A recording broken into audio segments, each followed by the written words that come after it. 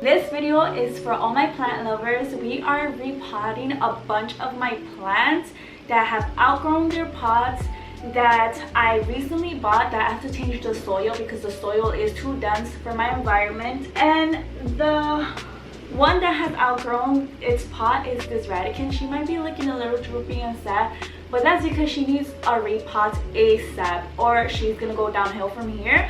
And a lot of people are scared of anthuriums, but I feel like they've been thriving under my care.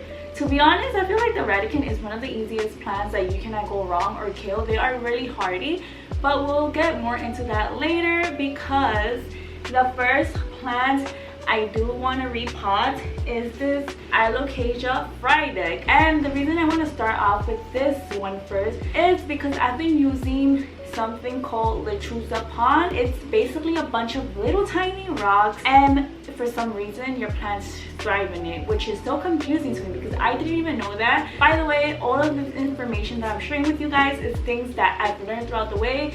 I do not know it all. I'm learning as I go, but this is the little things that I've picked up and learned during my plant journey. Right now, I started actually collecting plants in the beginning of January. So it's been 7 months and I feel like I've learned a lot during my journey, and I've made some huge big mistakes. One of the mistakes I'm talking about is buying an albo the beginning couple of months of me becoming a plant person. Like, boy, why would I do that? That was so risky of me. Careless. Like, girl, what you're doing? Basically that albo just went gone, RIP. But you know, you live and you learn, so I can't be mad at myself, but I was mad because I'm like, oh, those are pretty pricey for those that don't know. But we're gonna go ahead and use our lechuza pond. I'm gonna use this pot in order.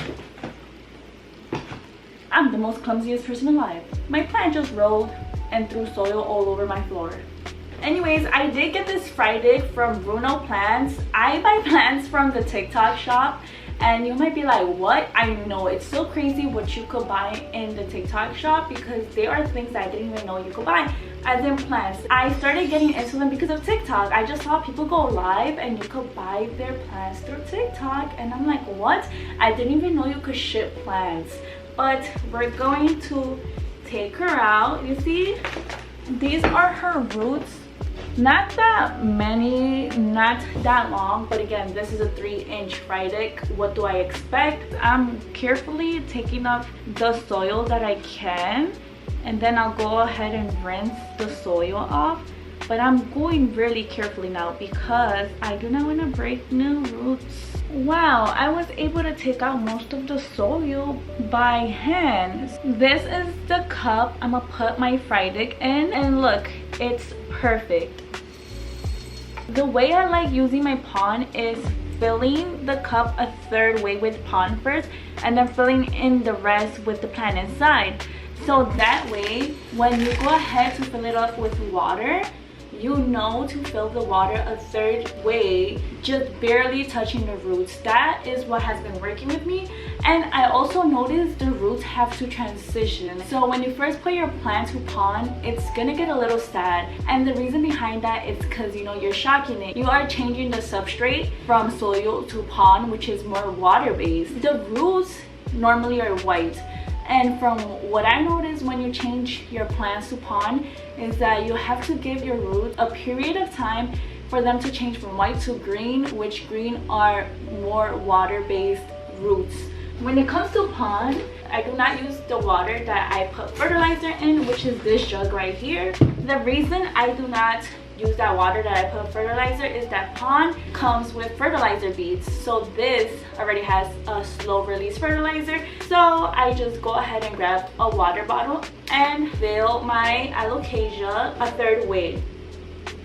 And I'm not sure if you could tell where the water ends, but the water ends right about right here. Yay! And we're done with the only repot that I'm gonna use, lechuza. Also, this is heavy. When I ordered this on Amazon, by the way, I'm gonna have everything in my bio just in case you want to know exactly where I got this pond from. Anyways, when I got this from Amazon, I was not expecting this to be so heavy, so when they handed me the box, I legit almost tumbled. I'm like, that was so embarrassing. I could never see that Amazon delivery guy ever again. Just heads up, it's pretty heavy. In order to start repotting, I need to open this box up, and if you guys couldn't guess, what do you need to repot plants? It's pretty obvious.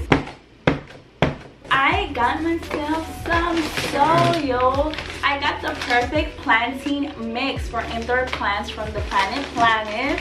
All the things I'm showing and all the things I'm saying is honestly just my opinion, and no, I did not get sent none of this. This is things I personally purchased with my own money and things that have been working for me. But this is new soil I am using. I am just a lazy girl. I do not like buying my own soil, buying my own perlite, buying my own orchid bark in order to make my own mix. If I could buy soil that works for me, I'm buying it. The cool thing about this is that this soil, it's completely different than other soils. This does have coconut core, premium perlite, silica, yucca. This is a good moisture retention soil, but also it's really airy, so that is exactly what I need because root rot is my best friend.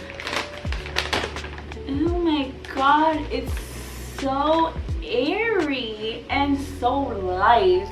Look at this. This feels so airy. I also love that it has a medium-sized perlite. Okay, let's start repotting my babies.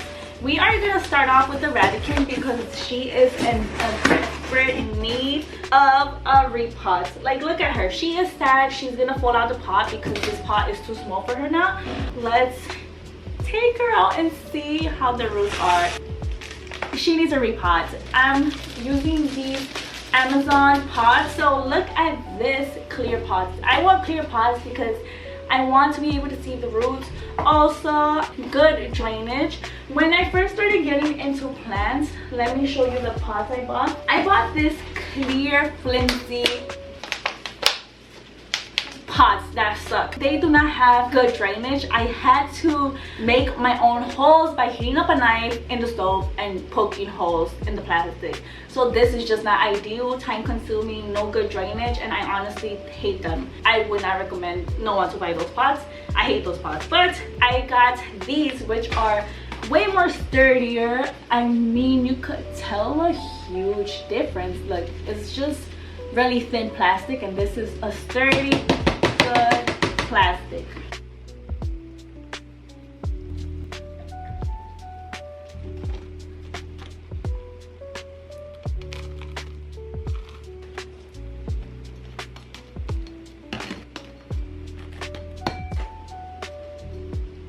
Look at my baby in her new pot.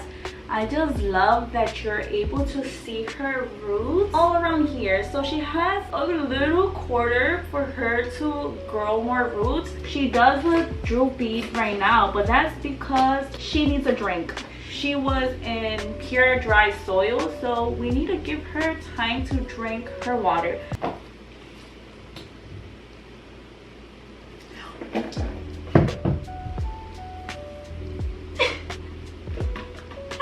When I tell you guys, I'm the clumsiest person alive, I am. I mistake that for this. Oh my god. Okay, I think now we're gonna speed through this because this video is gonna be super long. Next up is gonna be my Syngonium tricolor. The reason I'm changing the soils of these as well is because I bought these and I was letting them acclimate to my environment.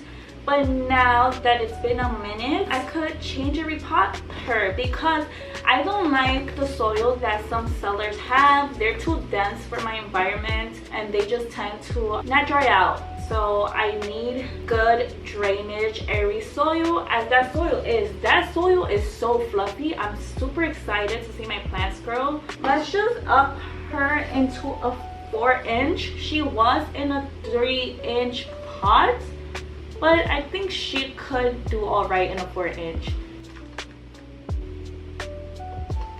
Also, if you guys are plant people watching this and if you have any questions, feel free to ask if I know the answers or if I have the same problem that you guys are having. I could probably help out. I already dealt with mildew on leaves, with mold on my soil, with root rot, you name it all. I went through it. Since we're syngoniums, we might as well do all the syngoniums. This is Green Splash. I love syngoniums. My favorite plant at the moment are syngoniums and anthuriums. I actually have 2 anthuriums underway that I'm super excited. I bought the, I can't even say the name, but she's so gorgeous, the Anthurium Queen, but I know she's also known as a Wagro or Raroku. I can't even say it. And I got a Silver Blush Anthurium, which I'm super excited because that was one of my wish list plants, and I was able to purchase her. She is so pretty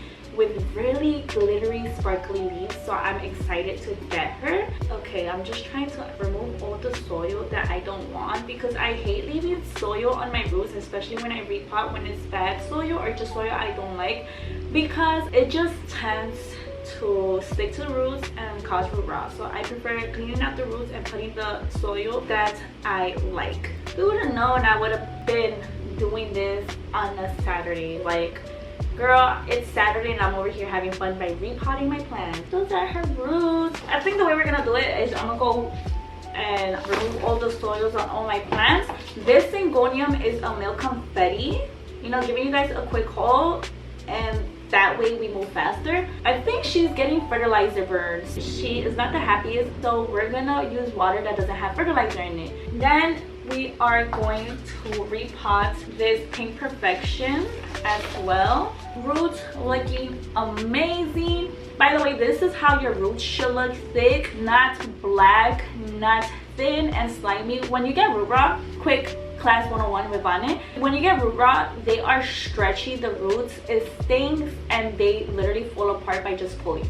That's how you know you got root rot. Then I'm going to repot my Hoya, but I think I'm gonna do her last because her roots are more thin. This is my Syngonium albo. I love her. Just wanna look at the roots because this soil has no drainage, no perlite, and that is no bueno for me. I know it's good for people that live in Florida. Most of my plants I buy from Florida, so Florida is a good environment for plants. It's the ideal environment for plants, and they dry out super quick, so that's why they use dense soil. But I have 3 plants in here. I might actually repot her and make 2 plants. I always thought plants were boring. Like, just a little story of how I got into plants. I always thought plants were boring because I always saw your typical golden pothos, snake plants. I mean, I don't hate snake plants because I have a snake plant. Just plants that don't look that appealing to me. They just a little boring sometimes. Like, I have a pothos, but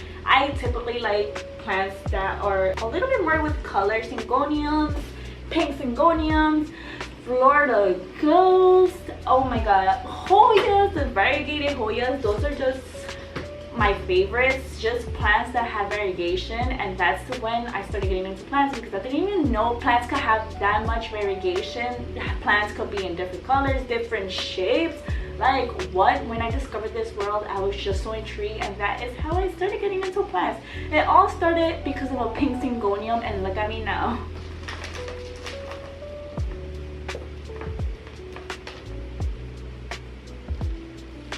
Repotted all my babies. I'll show you guys in a bit, but I've discovered something. I'm telling you, we learn as we go. So I have rust on my leaves. It's a fungal disease, and if you guys could guess on what plant,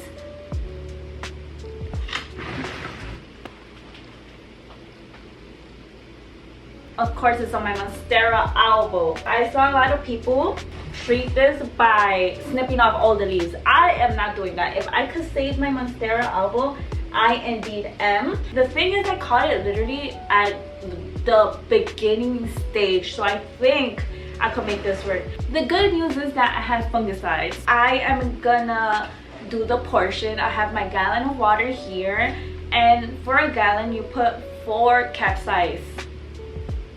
Oh my god, it looks like dookie water. 1, 2, 3, 4.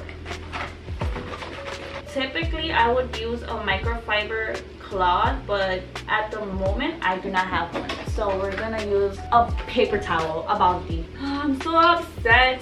I noticed it's not on the big leaves. I think only one was compromised, so it's not on this leaf. This one has it right there. I don't know if it's visible. I might have to bring you guys closer, but it's those red little spots right there, that little orange spot. So I'm gonna use this arbor fungicide for right now, but if not, I'm gonna have to get a copper fungicide. That's what I'm saying, like, should I just chop those off? But they are cute. I don't want to do that.